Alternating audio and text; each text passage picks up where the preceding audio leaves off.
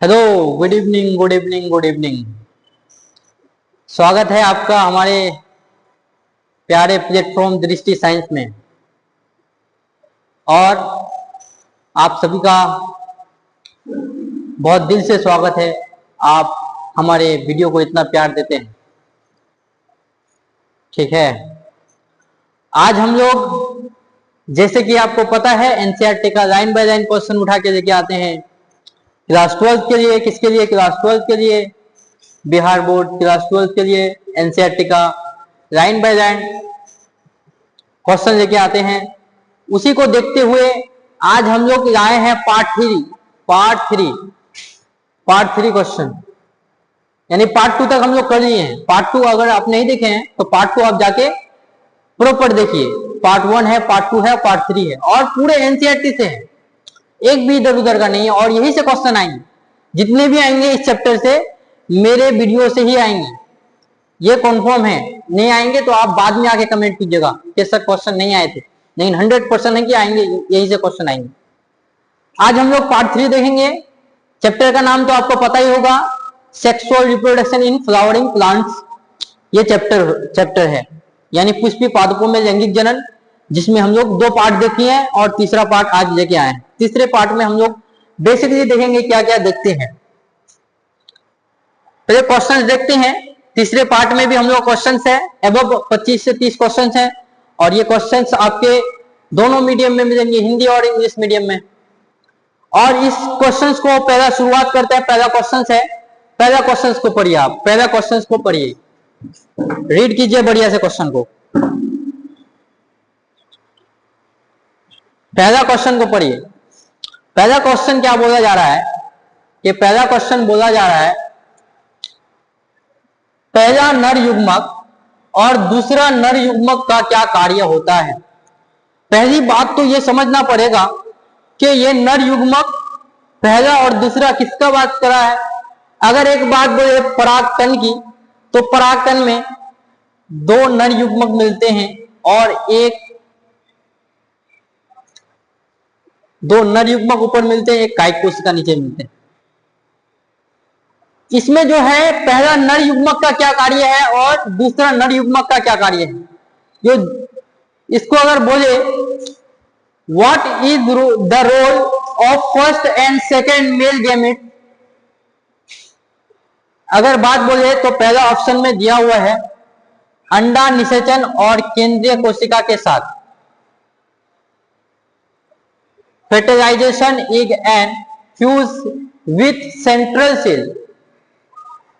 ठीक है, दूसरा ऑप्शन देखते हैं, केंद्रीय कोशिका और सहायक कोशिका के साथ अंड कोशिका, दोनों को निषेचन करता है, कोई कार्य नहीं। पहले इसको समझने के लिए हम लोग को लेके आना पड़ेगा भ्रूण कोश में। हम संरचना देख रहे हैं किसका,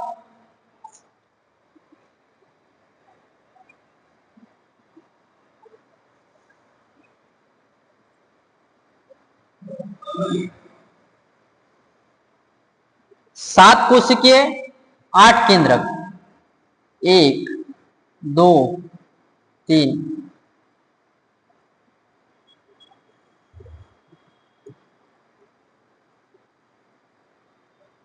कितना कोशिका, 1 2 3 4 5 6 7, 7 कोशिका, 7 सेल, 8 केंद्रक, 1 2 3 4 5 6 7 8 केंद्रक। इस संरचना में जब परागकण आते हैं तो एक नर युग्मक जो है ना, एक नर युग्मक, 2 नर युग्मक आते हैं। कितने नर युग्मक? 2 नर युग्मक आते हैं। कितने? 2 नर युग्मक। एक नर युग्मक अंड कोशिका, इसको बोलते हैं अंड कोशिका। 2 नर युग्मक एक अंड कोशिका के साथ निषेचन करके क्या बनाता है? युग्मनज बनाता है, युग्मनज। और एक नर युग्मक डायरेक्ट जाता है केंद्रीय कोशिका, यानी ध्रुव केंद्र के पास जाके भ्रूण कोश का निर्माण करता है, जो भ्रूण को पोषण देता है। ये युग्मनज जो आगे चल के क्या बनेगा? भ्रूण बनेगा। इस भ्रूण को पोषण कौन देगा भाई? भ्रूणपोष देगा। और भ्रूणपोष दूसरे नर युग्मक में जाके भ्रूणपोष बनाता है। अगर देखिए हम लोग कहा है अंड कोशिका से निषेचन करके युग्मनज बनाता है। क्या बनाता है? युग्मनज बनाता है। वही केंद्रीय कोशिका से यानी ध्रुवीय केंद्र के साथ क्या बनाता है? भ्रूणपोष, जो कि क्या होते हैं? 3n होते हैं। 3n, पहले से 2n और एक लास्ट में जाके जुड़ते हैं, 3n होते हैं। इसका आंसर, राइट आंसर हो जाएगा ए। आइए क्वेश्चन नंबर 2, कौन से पौधे परागकण के लिए जल का उपयोग करते हैं? कौन सा ऐसा पौधा है जो परागकण के लिए जल का उपयोग करते हैं? Which of the following plants use water as a medium of pollination? अगर बात बोले मक्का और गेहूं की, मक्का और गेहूं जल में परागन नहीं करते हैं। गुलाब और सूर्यमुखी ये भी जल में परागन नहीं करते हैं। अगर बोले वाटर हाइथिन्स एंड वाटर लिली, ये भी जल में परागन नहीं करते हैं। यहां है वेलेस्नेरिया और हाइड्रेला। जल में परागन जो होता है ना, वो दो प्रकार के होते हैं। इसको समझते हैं। जल परागन ये दो प्रकार के होते हैं। एक को बोलते हैं एपीहाइड्रोफिली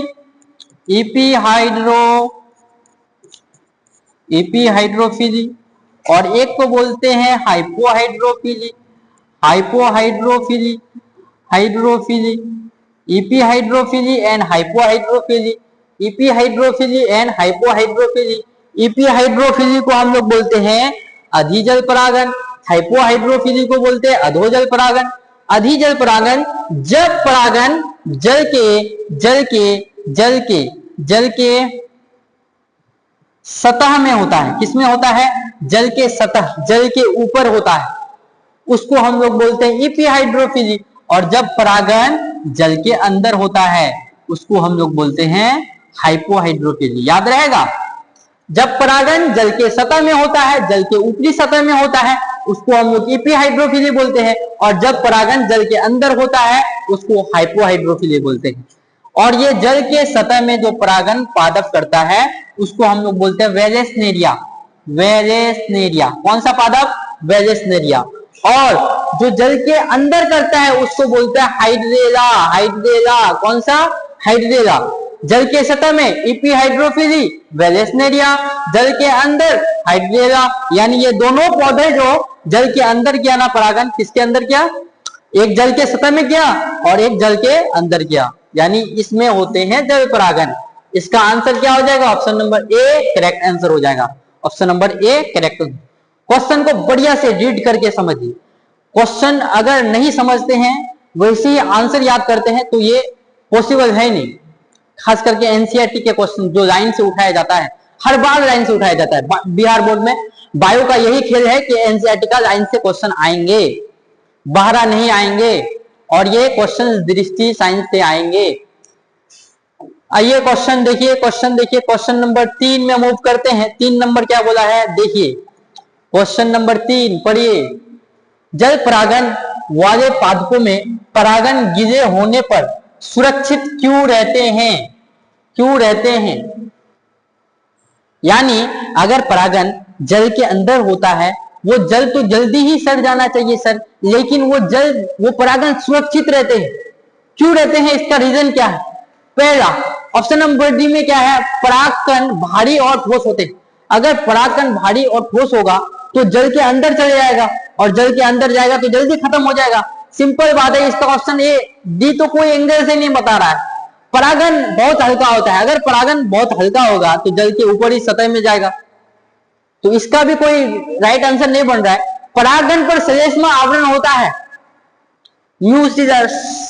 परागन पर श्लेष्मा। और ऑप्शन नंबर ए, अगर मोम की परत आ गई ना, मोम की परत, तो वो एकदम राइट आंसर होगा। मोम की परत एक ही जगह है। देखो, परागकण के ऊपर ना मोम की परत चढ़ी होती है, और वो मोम की परत ना परागकण को क्या करता है? सड़ने से बचाता है। और पानी में अंदर अगर परागन चले जाएगा, उसके ऊपर मोम की परत चढ़ी रहेगी ना, तो परागन जल्दी सड़ेगा नहीं, और देर तक उसमें विजिबिलिटी रहेगा परागन करने का। आइए क्वेश्चन नंबर नेक्स्ट देखिए क्वेश्चन नंबर, निम्न में से कौन सा कथन सही है? निम्न में से कौन सा कथन सही है? इसका आंसर जल्दी आप कमेंट बॉक्स में दीजिए, जल्दी दीजिए, पढ़िए क्वेश्चन को और जल्दी दीजिए।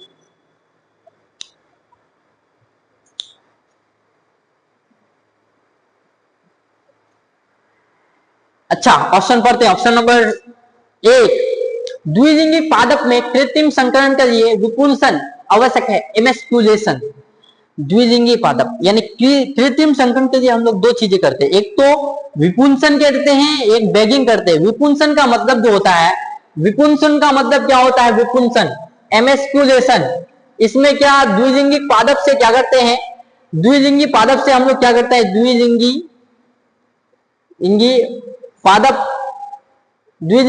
से हम लोग क्या करते हैं? द्विलिंगी पादप से हम लोग क्या करते हैं? पुंकेसरों को काट देते हैं। किसको? पुंकेसर को काट देते हैं। किसको काटते हैं? पुंकेसर को। मान लो ये पादप है, ये पादप है, इसका ये एक लिंग है जिसको हम लोग स्त्री केसर बोलते हैं, और इसका ये दूसरा लिंग है, इसका ये दूसरा लिंग है जिसको हम लोग बोलते हैं पुंकेसर। ये पुंकेसरों को काट देते हैं, इस क्रिया को हम लोग बोलते हैं विपुंसन। और बेगिंग क्या होता है सर? बेगिंग की अगर बात करें, ये द्विलिंगी पादप है, द्विलिंगी पादप के ऊपर हम लोग क्या कराते हैं? बोरा जैसा संरचना चढ़ा देते हैं, बोरा जैसा संरचना चढ़ा देते हैं, उसको हम लोग बेगिंग बोलते हैं। तो इम्यूस्कुलेशन आवश्यक है, हाँ आवश्यक है। देखते हैं और भी ऑप्शन। एक लिंगी पादपों में विपुंसन की आवश्यक नहीं होता है कि एक सही कथन चुनिए। एक लिंगी पुष्पों में विपुंसन की आवश्यकता नहीं होती है, ये भी करेक्ट आंसर है। तो बेगिंग तकनीक का उपयोग पराग नलिका की वृद्धि के लिए किया जाता है। बेगिंग तकनीक का उपयोग, क्या बेगिंग का उपयोग हम लोग क्या करते हैं? पराग नलिका को वृद्धि करने के लिए करते हैं? एकदम ही गलत है, ये गलत है।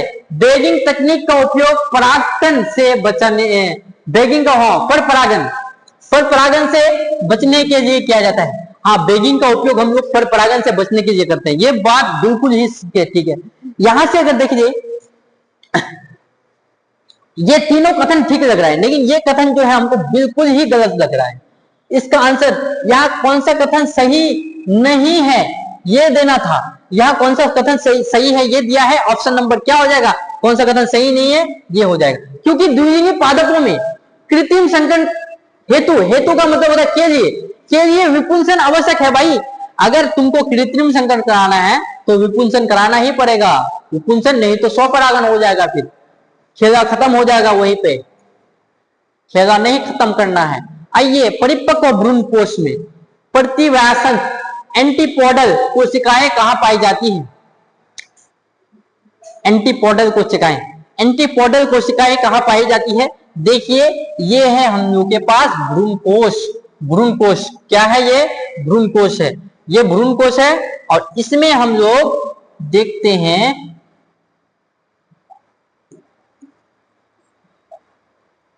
देखिए कलर बदल नहीं रहा है, कलर को बदल यार, ये है सहायक कोशिका। क्या पूछा है? Antipodal cell. क्या पूछा है? Antipodal cell. इसको हम तीनों को बोलते हैं प्रतिव्यासन प्रतिमुखी। क्या बोलते हैं? प्रतिव्यासन प्रतिमुखी, यानी एंटीपोडल इसी को बोला जाता है एंटीपोडल सेल। ये होता है हम लोग केंद्रीय कोशिका, ये होता है, ये दोनों कोशिकाएं जो साइड में है ये सहायक कोशिका, ये होता है अंड युग्मक। तो यहाँ एंटीपोडल सेल कहाँ पाया जाता है? ये पाया जाता है बीजांड द्वार जो होता है वो नीचे होता है, वहां नहीं पाया जाएगा। केंद्रीय कोशिका में भी नहीं पाया जाता है। अंड उपकरण किसको बोलेंगे? अंड उपकरण ये तीनों कोशिकाओं को मिलकर बोलेंगे। अगर बात बोले निभाग्य छोर, ऊपर एक निभाग्य छोर पाया जाता है। निभाग्य छोर कहां पाया जाता है? बात बोले, अच्छा इसमें बनेगा नहीं, आगे समझा देंगे। निभाग्य छोर की ओर पाया जाएगा, ऊपर पाया जाएगा, निभाग्य छोर ऊपर पाया जाता है। सेम यानी बीजांड द्वार के सेम ऑपोजिट ऊपर निभाग्य छोर पाया जाता है, और निभाग्य छोर में पाया जाता है 3 एंटीपोडल सेल। आइए क्वेश्चन नंबर ही नहीं क्वेश्चन का, क्वेश्चन अनलिमिटेड आए हैं। सहायक कोशिका का क्या कार्य है? What is the function of synergid cell, यानी सहायक कोशिका क्या क्या कार्य है? पराग नलिका का मार्गदर्शन दर्शाना, मार्ग को निर्धारित करना, अंड कोशिका का निर्माण करना, या फिर पराग उत्पादन, या फिर पराग कण का निषेचन करना। पराग कण का निषेचन करना, बात बोले पराग कण का निषेचन करना। सहायक कोशिका सहारा देता है किसको? अंड कोशिका को। अंड कोशिका का निर्माण करना, यानी पराग नलिका को मार्गदर्शन भी देगा। तो पराग नलिका जो अंड कोशिका इसमें जाएगा, किसको बोलते हैं? ध्रुव केंद्रक में जाएगा। ध्रुव केंद्रक में जाने के लिए उसको रास्ता कौन देगा भाई? उसको रास्ता देगा हम लोग का सहायक कोशिका। ऑप्शन नंबर ए देखिए, पराग नलिका के मार्ग को निर्देशित करना। आइए क्वेश्चन पढ़िए, रीड कीजिए क्वेश्चन को। क्वेश्चन क्या बोला जा रहा है? भ्रूण कोश में बीजांड द्वार पर स्थित संरचना को क्या कहते हैं? बीजांड द्वार पर स्थित संरचना को क्या कहते हैं? अगर मैं बात बोलूं, ऐसे बना के देख लेते हैं, एक बार बना के देख लेते हैं, आपको पूरा सॉल्व हो ही जाएगा। कितना खतरनाक तरीके से बनाएंगे। ये है अपरा, ये है बीजांड द्वार। क्या है? बीजांड द्वार। और ये बीजांड द्वार के नीचे ना कितने कोशिकाएं पाई जाती हैं? 3 कोशिका। एक है अंड और 2 सहायक कोशिका, ठीक। और यहाँ ध्रुवीय केंद्रक, यहाँ 3 कोशिका जिसको बोलते हैं एंटीपोडल सेल। और ये ध्रुवीय केंद्रक और यहाँ 3 कोशिकाएं पाई जाती है जिसको हम लोग बोलते हैं, ये बीच को बोलते हैं अंड कोशिका, दोनों को बोलते हैं, जो साइड में होता है उसको सहायक कोशिका। देखिए सहायक कोशिका कहाँ है? साइड में है। साइड में ये दोनों को सहायक कोशिका, बीच वाली को अंड कोशिका, ये ध्रुवीय केंद्रक और ये एंटीपोडल सेल। और ये बीजांड द्वार के नीचे 3 कोशिकाएं पाई जाती है। ये 3 कोशिका को हम लोग क्या बोलते हैं? ये 3 कोशिका को बोलते हैं अंड उपकरण। आइए क्वेश्चन में आंसर में क्या है? प्रतिव्यासन। एंटीपोडल जो है निभाग के और पाया जाएगा, एंटीपोडल ऊपर पाया जाएगा। एंटीपोडल कहाँ पाया जाएगा? ऊपर पाया जाएगा। ऑप्शन नंबर ए को काटिए, बीजांड द्वार पूछा था। अंड उपकरण या केंद्रीय कोशिका होगा ही नहीं, नाभिक नहीं होगा, पोलर न्यूक्लियस नहीं होगा। अगर बात करें अंड उपकरण 3 कोशिकाओं को बोलते हैं, एक अंड कोशिका, 2 सहायक कोशिका। एक अंड कोशिका, 2 सहायक कोशिका को हम लोग अंड कोशिका बोलते हैं। आइए क्वेश्चन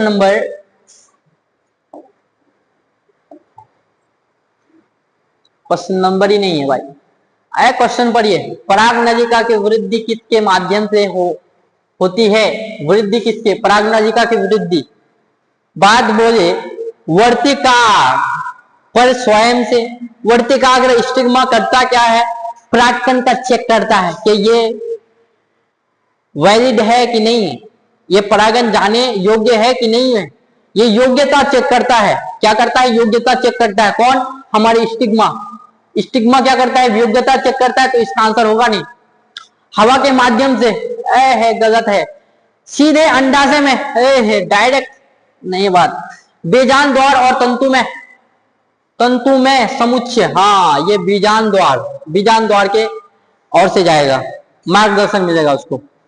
आइए क्वेश्चन देखिए, अनुमील्य परागण क्लिस्टोगेमी फ्लावर्स की विशेषता क्या है? Cleistogamous, what is the cleistogamous features of cleistogamy flowers? क्या फीचर्स है इसमें?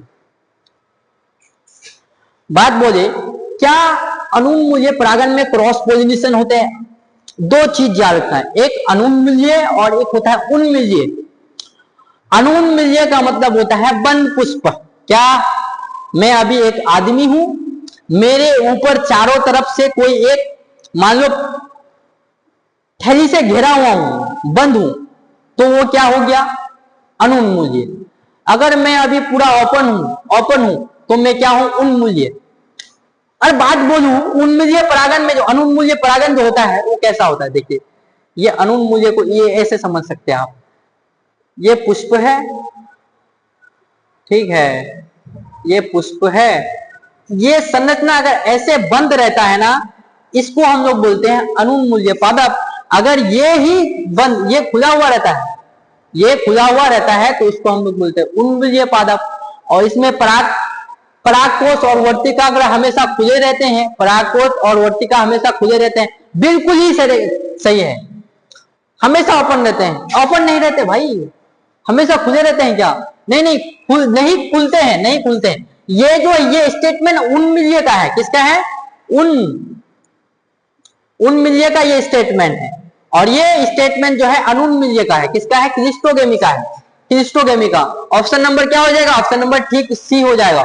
Option number C right answer. Question देखिए, निम्न में से कौन सा सही कथन है? सही कथन को बोलिए। देखिए, सही कथन को हम लोग पढ़ना पड़ेगा पहले। अगर क्वेश्चंस, ये सब क्वेश्चंस में आप क्वेश्चंस को नहीं पढ़ेंगे, ऑप्शंस को ध्यान से नहीं पढ़ेंगे, तो एक भी क्वेश्चंस जो है आपके पल्ले पढ़ेंगे नहीं, क्योंकि लेवल वाले क्वेश्चंस है, आसान क्वेश्चन नहीं लेके आता हूं मैं वो क्वेश्चन लेके आता हूं जो बिहार बोर्ड में पूछे जाएंगे। बिहार बोर्ड में मेरा ही क्वेश्चन पूछे जाएंगे, क्योंकि बिहार बोर्ड क्वेश्चन बैंक से क्वेश्चन नहीं उठाते हैं। किसमें भाई? बायोलॉजी में। किसमें? बायोलॉजी में। बायोलॉजी में इसमें प्रीवियस क्वेश्चन एमसीक्यू नहीं रहेगा। केमिस्ट्री फिजिक्स में रह जाएंगे, इसमें नहीं रहेंगे। इसमें नहीं रहेंगे तो हम लोग को क्या करना है? अनेक प्रकार के क्वेश्चन करना है। कहां से करना है? एनसीईआरटी से करना है। सही कथन बोला है ना? कौन सा कथन? सही कथन। एक नर युग्मक अंड कोशिका को निषेचित करता है। हाँ, ये बात तो सही है। लेकिन दूसरा नर युग्मक केंद्रीय कोशिका से मिलकर त्रिगुण, ये भी बात सही है भाई। इस प्रक्रिया को द्विगुणित निषेचन, डबल फर्टिलाइजेशन कहते हैं। ये भी बात भी ठीक है। दोनों नर युग्मक केवल अंड कोशिका से, दोनों नर युग्मक केवल अंड कोशिका से, ये बात गलत है। कौन सा कथन सही नहीं है देना था? टाइपिंग वाला कौन सा कथन सही नहीं है देना था? यहाँ 3 ऑप्शन ठीक है, ठीक है, प्रॉपर ठीक है। क्योंकि एक नर युग्मक अंड कोशिका से निषेचन करके क्या बनाता है? युग्मनज बनाता है, जो बाद में चलती क्या बनता है? भ्रूण। और वो भ्रूण जो होता है ना, वो भ्रूण को पोषण हम लोगों को कौन देता है? दूसरा नर युग्मक केंद्रीय कोशिका से मिलकर त्रिगुणित क्या बनाता है? भ्रूणपोष बनाता है। क्या बनाता है? भ्रूणपोष। और ये भ्रूणपोष भ्रूण को पोषण देता है। और इस प्रक्रिया को ही हम लोग बोलते हैं ना डबल फर्टिलाइजेशन, द्विनिषेचन, दोहरा निषेचन। 2 बार निषेचन हुआ ना, एक अंड कोशिका और एक बार हुआ ध्रुव केंद्र के साथ। आइए क्वेश्चन पढ़िए, क्वेश्चन पढ़िए। ऑटोगेमी का क्वेश्चन आया है। स्वयुग्मन होने के लिए कौन सा 2 शर्त आवश्यक है? कौन सा कंडीशन है जो स्वपरागन करेगा? देखिए, परागन की परस्परता और कीटों की उपस्थिति। देखो, परागन जो है स्वपरागन, ना कीट लगेगा ना कुछ लगेगा। कीट वीट तो आएगा तो डायरेक्ट क्वेश्चन को काट देना। पर परागन बोलता तो कीट वीट का जरूरत पड़ता थोड़ा। परागन की असमानता और हवा का सहारा देगा भाई स्वपरागन करने के लिए, ऑटोगेमी करने के लिए हवा का परागन देगा। बिल्कुल ही गलत। परागकोश और वर्तिका का समकालिक परिपक्वता, यानी वर्तिका हमेशा परागकोश से ऊंची होनी चाहिए स्वपरागन के लिए। ऐसा कोई स्टेटमेंट दिया ही नहीं था। मैंने बोला था कि मैच्योर जो होना चाहिए ना, दोनों को एक साथ होना चाहिए। अगर स्त्री के सन मैच्योर है, ये संरचना है और इसको स्वपरागन करना है। क्या करना है? स्वपरागन करना है। इसको क्या करना है? स्वपरागन करना है। ये है संरचना, स्वपरागन करना है। तो ये ना स्त्री केसर, ये जो पुंकेसर का भाग है, पुंकेसर और स्त्री केसर, ये दोनों भाग को ही मैच्योर होना पड़ेगा सही टाइम पे। अगर मैच्योर नहीं हुआ तो ये परागन कर ही नहीं पाएगा। सिंपल है। तो मैच्योर अगर सही क्या बोला है, परागकोश और वर्तिका समकालिक परिपक्व होना चाहिए, है ना, सेम टाइम पर मैच्योर होना चाहिए। Option number C right answer. आइए क्वेश्चन देखिए, क्वेश्चन को रीड करिए। भ्रूणकोश में ध्रुवीय नाभिक कहाँ स्थित होता है? ध्रुवीय नाभिक, भ्रूणकोश में ध्रुवीय नाभिक तो ये बीच में होता है, बीजांड छोड़ के। और बीजांड छोड़ के और 3 कोशिकाएं पाया जाएगा। अंड कोशिका, सहायक कोशिका, अंड उपकरण पाया जाएगा। नाभिकीय छोड़ के और नाभिकीय छोड़ के और जो पाया जाएगा, सिंपल बात है, एंटीपोडल सेल। एंटीपोडल सेल कितना बार बोलूं मैं, एंटीपोडल सेल यानी प्रतिव्यासन प्रतिमुखी, केंद्रीय कोशिका के मध्यम, केंद्रीय कोशिका के मध्यम, ये राइट आंसर जगह है, पूरा राइट है। देखिए क्वेश्चंस, क्वेश्चंस नंबर नहीं है, क्वेश्चंस नंबर शायद 20 है ये। वाटर हाइथिंस, हाइसिंथ और वाटर लिली, जिसको बोलते हैं हिंदी में जलकुंभी, जलकुंभी, बंगाल का आतंक, बंगाल का आतंक जलकुंभी, और मुकुंदनी जिसको हम लोग कमल बोलते हैं, कमल जल, जल कमल। ये दोनों में परागन जो होते हैं ना, इस बार पूछा गया क्वेश्चन से, ये पता है आपको, इस बार पूछा गया क्वेश्चन से। और बच्चा सब अगर जलकुंभी देखता है, जल मार के आ जाता है। केवल जल द्वारा, बिल्कुल ही गलत है, केवल वायु द्वारा, बिल्कुल ही। कीट और वायु दोनों के द्वारा होता है, कौन, जलकुंभी और मुकुंदनी। ये एनसीईआरटी का लाइन है, जलकुंभी, जलकुंभी, जलकुंभी को क्या बोलते हैं, बंगाल का आतंक, और एक है मुकुंदनी जिसको हम लोग बोलते हैं वाटर लिली, मुकुंदनी। ये दोनों में जो परागन होते हैं वायु और कीट के द्वारा होते हैं, वायु और इंसेक्ट के द्वारा होते हैं। आइए क्वेश्चन, यदि परागन सुयोग्य नहीं होता है तो स्त्री केसर क्या करता है? अगर परागन इनकम्प्लीट है यानी मैच्योर नहीं है, योग्य नहीं है, तो क्या करता है स्त्री केसर? क्या करता है? परागन को स्वीकार कर निषेचन को प्रोत्साहित करता है। बिल्कुल ही गलत है। बोलेगा बेटा जाओ, तुम योग्य नहीं हो, तुम ये एग्जाम पास नहीं कर सकता, तुम निकलो यहां से। तो ऑप्शन नंबर 1 काट ही दो। वर्तिकाग्र पर पराग अंकुरन और पराग नलिका वृद्धि रोकता है। हाँ बिल्कुल ही ठीक स्टेटमेंट है, इसको पढ़ लेते हैं। पराग को केंद्रीय कोशिका में भेज देता है। बिल्कुल ही गलत है, उतना काम करेगा ही नहीं, उतना काम करेगा तो पुष्प उसको मार डालेगा। परागकण को बढ़ावा देता है, प्रमोट करेगा, मार के स्टिग्मा, मार के स्टिग्मा को मार के खत्म कर देगा। तो स्टिग्मा को क्या करना है? वर्तिकाग्र पर पराग अंकुरित और पराग नलिका को वृद्धि को रोकता है। बोले भागो बेटा, योग्य हो के आओ, योग्य मैच्योर बन के आओ। अगर पापा को बोलोगे कि पापा मेरा शादी बुला दीजिए, बुलाएगा क्या? नहीं बुलाएगा। क्यों नहीं बुलाएगा भाई? क्योंकि तुम योग्य नहीं हो अभी। बोल रहा है सर योग्य हैं, 4 जीएफ है मेरे पास, तो जीएफ ही बनाओ। आइए पापा की परी सब देखते हैं क्वेश्चंस। पराग स्त्री के sir Sankarshan, pollen pistil interaction का मुख्य कार्य क्या है? मुख्य कार्य क्या है? इंटरेक्शन कब आता है ना, इंटरेक्शन, संकर्षण, इसका अगर बात आए तो इतना है कि ये चेक करना है। क्या चेक करना है? क्या चेक करता है देखते हैं। अंडाशय का विकास रोकता है, गलत बात है। परागकण का नष्ट करता है, गलत बात है। स्वपरागन को बढ़ावा देता है, गलत बात है। परागन का मार्गदर्शन और सही परागन सुनिश्चित करता है कि तुम योग्य हो कि अयोग्य हो, ये सुरक्षित करता है। ये है हम लोग का right answer, option number A. आइए क्वेश्चंस को पढ़िए और कमेंट बॉक्स में भर दीजिए इसका आंसर। बहुत ही प्यारा क्वेश्चन है, बहुत ही प्यारा क्वेश्चन है। दूसरा नर युग्मक कोशिका किसके साथ विलय होता है? कितना बार बोलो? with which cell does the second male gametes phase? यानी सेकेंड मेल गेमेट्स जो है क्या कायिक कोशिका? गलत बात है। सहायक कोशिका? ये तो करता ही नहीं है। केंद्रीय कोशिका? हाँ हाँ हाँ हाँ हाँ, कहा जा रहे हो तुम ही तो हो इसके आशिक। केंद्रीय कोशिका, केंद्रीय कोशिका इसका एकदम राइट आंसर होगा।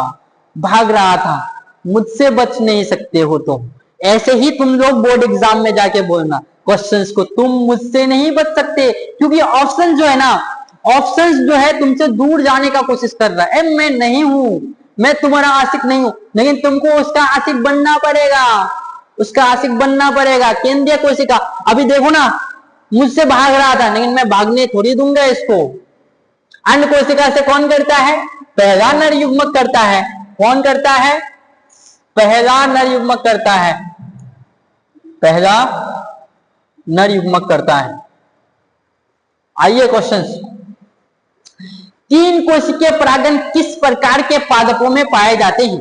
3 से स्टेज वाले परागण में जो होता है, मैं बोला था 3 कोशिका अवस्था भी होता है और 2 कोशिका अवस्था भी होता है। इसको सिंपल ही सुनना, इस क्वेश्चन को सिंपल ही सुनना। माइक चल रहा है ना, देख लेते हैं माइक को। हाँ चल रहा है। अधिकांश फर्न और शैवाल में मोस्ट फर्न्स एंड एल्गीज, गलत बात है, एकदम गलत बात है। अधिकांश फूल वाले पादपों में जो है 3 कोशिका अवस्था वाले क्या पाए जाते हैं? पादप पाए जाते हैं। आइए ऑप्शन नंबर हो गया। कौन सा परागण सदैव 100 युग्मक होते हैं? विच पॉलिनेशन इज ऑलवेज ऑटोगेमी। कौन सा परागण है जो सदैव क्या होते हैं? 100 युग्मक, यानी जो 100 परागण करा सकता है, 100 परागण करा सकता है। हाइब्रिड पॉलिनेशन गलत बात है।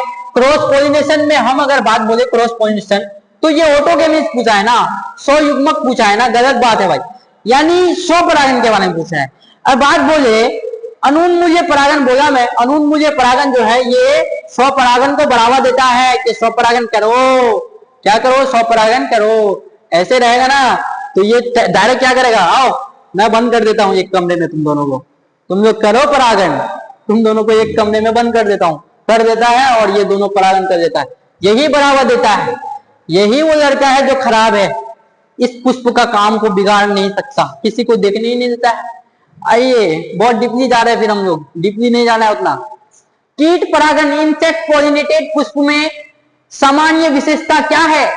यानी what is the common feature of insect pollination flowers, यानी छोटे, हरे और गंधहीन कीट परागण जो होते हैं छोटे। अरे एक तो बात याद रखना, कीट जब भी आएगा ना कीट, तो तुम लोगों को सिर्फ एक चीज याद रखना, मकरंद, मकरंद, नेक्टर, मकरंद जिसको बोलते हैं नेक्टर। नेक्टर कहाँ है ये देखना है। अत्यधिक हल्के हल्के होना चाहिए, मैं मना नहीं कर रहा हूं। जल में तैरता है, हाँ होना चाहिए, मना नहीं कर रहा हूं मैं, लेकिन ये मकरंद को ऐसा प्यार बना लो कि क्वेश्चन आए तो उससे प्यार हो जाए। ये मकरंद ही खेल करेगा कीट के साथ। कौन किस किस से? कीट के साथ। बोलेगा आओ मैं तुम्हारे लिए रेडी हूं। मकरंद एक खाने योग्य पदार्थ है और कीट को आकर्षित करके बुलाता है, इंटरेक्शन करके बुलाता है। आइए क्वेश्चन, वेलेस्नेरिया आ गया। वेलेस्नेरिया में कौन सा परागण होता है? जल के सतह या जल के अंदर? ये हमको आप कमेंट में बताइए, अभी बताइए, कमेंट में बताइए कौन सा होता है। देखिए तो देखिए, कमेंट में बताइए। कोई बच्चा बोल रहा है सर जल के अंदर नहीं, जल के सतह में होता है। जल के सतह में कहा है? जल के सतह में। और इसी को हम लोग बोले ना जल के सतह में होगा तो ईपी हाइड्रोफिली, ईपी हाइड्रोफिली, और जल के अंदर होगा तो हाइपोहाइड्रोफिली। आइए क्वेश्चंस देखिए, यानी जोस्टेरा में परागण की विशेषता सिगरस, यानी जोस्टेरा में परागण, जोस्टेरा में परागण वायु में छोड़ता है। क्या जोस्टेरा में परागण? नहीं, गलत बात है। परागण पानी में लंबे फीते जैसे और जल के भीतर, हाँ जल के भीतर। जोस्टेरा भी क्या होता है? जल के भीतर होता है। ऑप्शन नंबर बी, कहीं नहीं जा पाओगे तुम। आइए क्वेश्चन पढ़िए, स्त्री केसर पर सही प्रकार का परागण पहचानने के लिए क्षमता। मैंने बोला था वहां एक स्पेशल प्रोटीन होता है, स्पेशल प्रोटीन जो ये चेक करता है कि तुम योग्य हो कि नहीं हो। क्या होता है? पराग की संख्या, नंबर ऑफ पॉलिनेशन ग्रेन, रासायनिक घटों का संकर्षण। एक केमिकल होता है इसमें, स्पेशल प्रोटीन का केमिकल होता है, एक केमिकल होता है जो क्या करता है कि तुम इंटरेक्शन करता है कि तुम योग्य हो कि नहीं हो। ऑप्शन नंबर बी मारिए इसको। आइए क्वेश्चन, 3 कोशिकीय परागण में कौन सी कोशिकाएं पाई जाती है? 3 कोशिकीय परागण में कौन सी कोशिकाएं पाई जाती है? क्वेश्चन को बार बार पढ़िए। 3 कोशिकीय परागण में कौन सी कोशिकाएं पाई जाती है? Which cell are present in a 3 cell pollen grain. अब देखिए, एक कोशिकीय एक कायिक कोशिका और 2 नर युग्मक, 3 कायिक कोशिका, गलत बात है। एक नर और 2 मादा युग्मक, गलत बात है। क्या मैं ये दिख रहा हूं? ये इतना सारा गलत कैसे दिख रहा हूं मैं? देखो, एक कायिक कोशिका होता है, 2 नर युग्मक होता है, जैसे बोले थे परागकण में 2 ऊपर और 1 नीचे। बड़ी वालों को कायिक कोशिका और ऊपर वालों को नर युग्मक। जनन कोशिका, पराग नलिका वर्तिकाग्र से अंडाशय तक कैसे बढ़ती है? स्वतंत्र मार्ग पर। सहायक कोशिका, और सहायक कोशिका ऊपर होता है, इसका कोई काम ही नहीं। नहीं, सहायक कोशिका नीचे होता है, ठीक है, नीचे होता है हवा के माध्यम से, गलत बात है। पराग केवल, देखो ऑप्शन नंबर सी मारो और निकलो आगे, सीधे रास्ते पर तो चलेगा नहीं। एक तो अंड कोशिका में जाके घुसेगा, एक ध्रुव केंद्रक पर क्लीन बोल्ट कर देगा। जाके क्या करेगा? Clean bolt. 2 नर युग्मक में से पहला नर युग्मक जो है, पहला नर युग्मक का बात करें तो ये क्या करता है? अंड कोशिका के साथ, और दूसरा नर युग्मक सेंट्रल सेल के साथ। ये बनाता है युग्मनज, ये बनाता है भ्रूणकोश। ये तो बता ही दिया बार बार क्वेश्चन। अब देखना है आपको मेरे चैनल के बारे में क्वेश्चंस। पहला कि ये मेरा नंबर है, ये दृष्टि साइंस का इंस्टाग्राम आईडी है जो है हमारे इंग्लिश सर के पास, और ये है दृष्टि कोचिंग का, दृष्टि साइंस का ये है टेलीग्राम आईडी। इसको वॉच करके सब्सक्राइब कीजिए, ये है सब्सक्राइब, और ये है घंटा, इसको दबाइए और आप नोटिफिकेशन पाइए हर टाइम। ये है हम लोग का वीडियो पार्ट 3 की, ये पार्ट 3 की, और पार्ट 4 भी आने वाला है बहुत जल्दी। पार्ट 4 भी आएगा आपका, और पार्ट 4 और पार्ट 5 तक लास्ट हो जाएगा। बहुत बड़ा चैप्टर तो नहीं है, मजा आ रहा है ना करने में, ऐसे ही करते जाओ। ये जो 15 चैप्टर है कुछ दिन में हम लोग खत्म, 2 से 3 महीना हम लोग निपटा देंगे, निपटा के छोड़ देंगे। फिर केमिस्ट्री का लेके आएंगे। केमिस्ट्री का तो अभी से लेके आऊंगा बहुत जल्दी, क्योंकि 5 तारीख को कुछ बड़ा अनाउंसमेंट होने वाला है। शिक्षक डे के अवसर पर स्पेशल अनाउंसमेंट जो आप लोगों के लिए आएगा, उसको देखते हुए हम लोग स्पेशल अनाउंसमेंट लेके आएंगे। अब मिलते हैं नेक्स्ट वीडियो में। आज के लिए इतना ही। आप एक काम कीजिएगा, सब्सक्राइब कीजिएगा, शेयर कीजिएगा और लाइक कीजिएगा। तो धन्यवाद।